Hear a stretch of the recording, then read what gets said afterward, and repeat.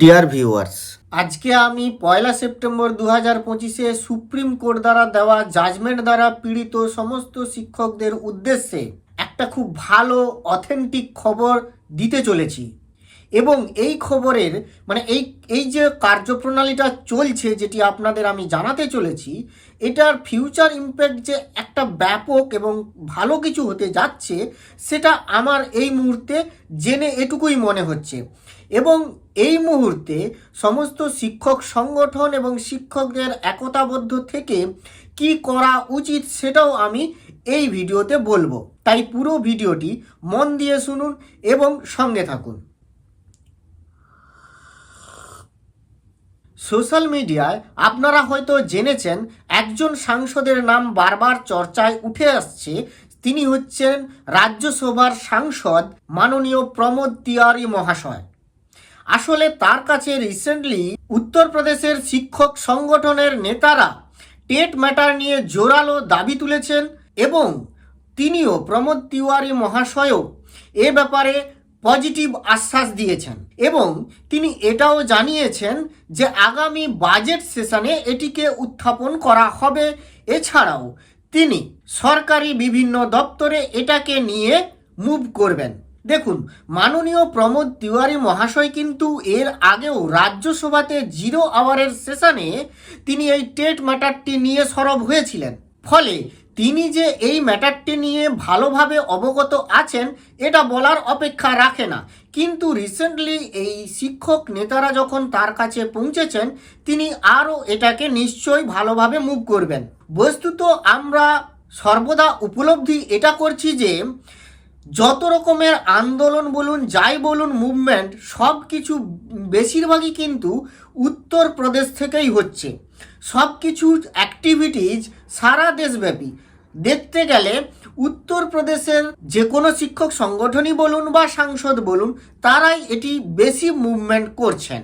তবে যাই হোক, আমি এর আগে বলেছিলাম কিন্তু যে 0 আওয়ারে যতই সাংসদরা সরব হন না কেন, এটা যদি কোশ্চেন আওয়ারে প্লেস করা যেত তাহলে অনেকটা বেটার হতো। তো তার ভার্সান অনুযায়ী এটা যদি আগামী বাজেট সেশনে প্লেস করা হয় এবং কোশ্চেন আওয়ারে এটি প্লেস করা হয়, কারণ কোশ্চেন আওয়ারে প্লেস করতে গেলে কিন্তু মিনিমাম 10 থেকে 15 দিনের আগে একটা নোটিশ স্পিকারকে দিতে হয়।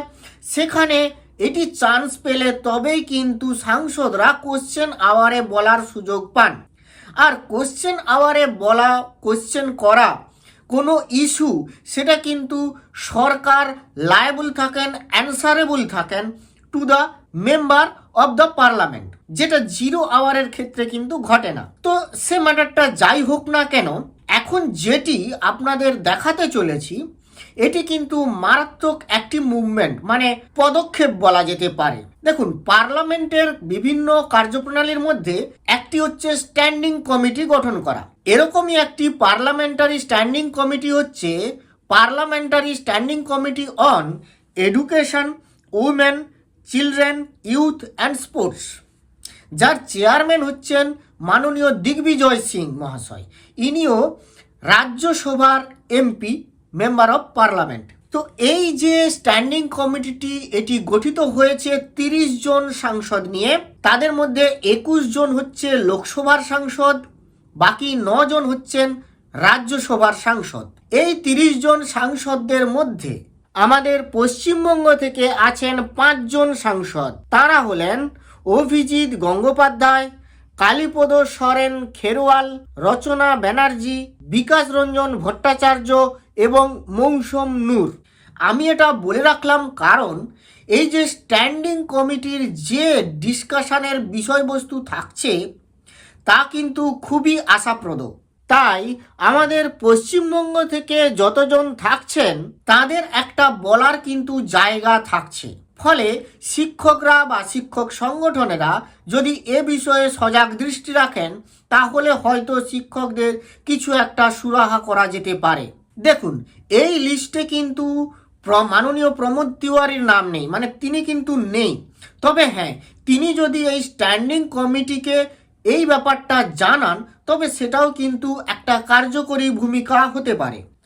তো যাই হোক, সেসব যাই হোক, আমরা আসি মূল যে জায়গাটা আপনাদের দেখাতে চাইছি। দেখুন, এই যে স্ট্যান্ডিং কমিটির কি আলোচনার বিষয়বস্তু বা ভাবনা চিন্তা আছে তা কিন্তু নির্ধারিত হয়ে আছে। এইটি আপনারা স্ক্রিনে যেটি দেখতে পাচ্ছেন, দেখুন এখানে কি থাকছে, মানে সাবজেক্ট সিলেক্টেড, কি সাবজেক্ট সিলেক্ট করা হয়েছে। সেখানে দেখুন ডিপার্টমেন্ট অফ হায়ার এডুকেশনের কিছু ম্যাটার আছে, যেটা আপনারা অলরেডি জানেন যে কেন্দ্রীয় সরকার ন্যাশনাল এডুকেশন পলিসি স্টার্ট করেছে, মানে এটি লাগু করেছে। সে বিষয়ে অনেক একটা বড় রকমের কিছু পরিবর্তন বা রদবদল করার দরকার আছে, সে বিষয়ে চিন্তা ভাবনা করার প্রয়োজন রয়েছে। তাই এ বিষয়ে ডিপার্টমেন্ট অফ হায়ার এডুকেশনের আন্ডারে এগুলি পড়ছে। এবং আপনারা নিশ্চয়ই জানেন বিকশিত ভারত শিক্ষা অধিষ্ঠান বিলও কিন্তু এনেক্ট হয়েছে, ফলে এগুলির একটি চিন্তা ভাবনার ব্যাপার রয়েছে। কিন্তু এটিতে আমাদের কাজ নেই, আমাদের যেটিতে কাজ সেটি হচ্ছে department of school education and literacy বলে যে টপিকটি আছে। তো এই টপিকের আন্ডারে এখানেও কিন্তু ন্যাশনাল এডুকেশন পলিসির ম্যাটারটি আছে, এটি থাকবে। কারণ ন্যাশনাল এডুকেশন পলিসি কিন্তু টোটাল আপনারা জানেন একেবারে প্রি প্রাইমারি থেকে একেবারে হায়ার এডুকেশন পর্যন্ত টোটালটাকেই কভার করে। তো সেটা যাই হোক, কিন্তু একটা ম্যাটার খুব গুরুত্বপূর্ণ, আপনারা সেটার দিকে একটু চোখ দেন।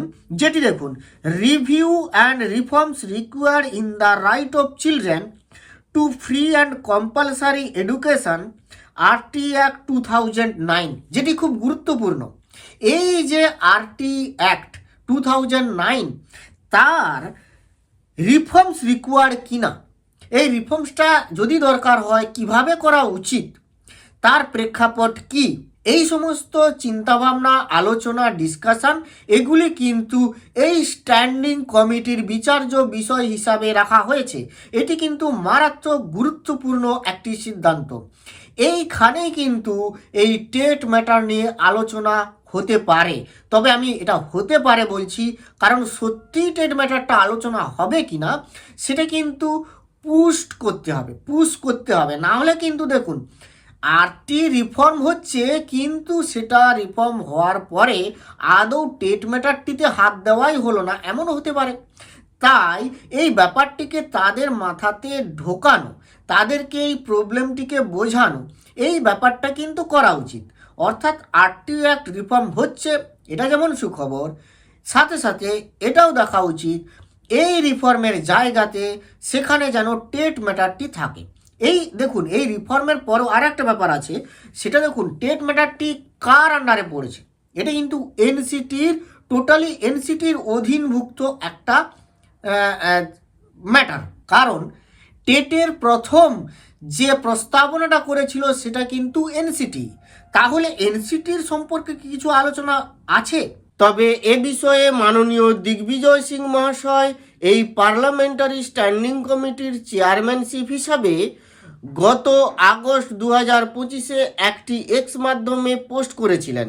সেখানে তিনি জানিয়েছিলেন যে এনসিটি রেগুলেশনস 2025 রিভিউ সংক্রান্ত একটি কম্প্রিহেন্সিভ রিপোর্ট প্রকাশ করা হয়েছে। আমি এই রিপোর্টটি সরাসরি পেতে চেয়েছিলাম এবং স্টাডি করতে চেয়েছিলাম, কিন্তু সার্ভারজনিত সমস্যা থাকার কারণে এটি অ্যাক্সেস করতে পারছি না। তবে যেটুকু জানতে পারছি যে এই যে ডিসকাশনটি হয়েছে সেখানে কিন্তু টেট ম্যাটারটি উঠে আসেনি।